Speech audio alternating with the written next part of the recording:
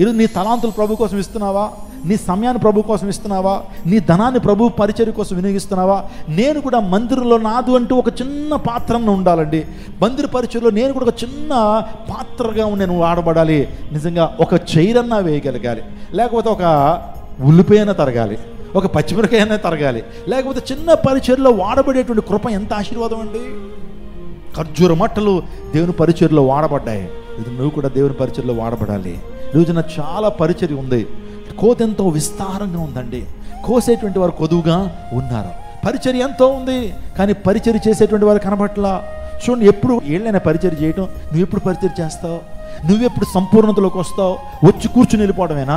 లేకపోతే వచ్చి దేవుని యొక్క ఆశీర్వాదాలు, దేవుని వాక్యాన్ని వినిపోవడమేనా? ఎప్పుడు నువ్వు పరిచర్యలోకి వస్తావు? ఎప్పుడు దేవుని యొక్క రాజ్య విస్తరణలో ఒక పనిముట్టుగా వాడబడతావు? మాటను చెప్తున్నాను.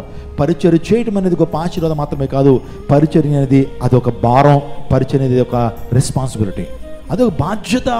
నువ్వు దేవుని మందిరంలో, నువ్వు వెళ్తున్న మందిరంలో పరిచర్య చేయడం అనేది నీ బాధ్యత. అదేదో ఎక్స్ట్రా వర్క్గా ఫీల్ అయిపోవద్దు, లేకపోతే దేవునికి ఎంతో చేసేస్తానని అనుకోవద్దు. అది దేవుని రుణాన్ని తీర్చుకునేటువంటి ఒక మార్గం మాత్రమే. దేవుని పరిచర్య చేసి నేను ఎంతో పాస్టర్ గారికి చాలా మేలు చేస్తున్నాను, సంఘానికి మేలు చేస్తున్నాను భావం తీసేయి. నువ్వు దేవునికి రుణాన్ని తీర్చుకుంటున్నావు. ప్రభువు నీకోసం కార్చిన అమూల్యమైన రక్తానికి, ఆయన చేసినటువంటి ప్రాణత్యాగానికి రుణం మాత్రమే.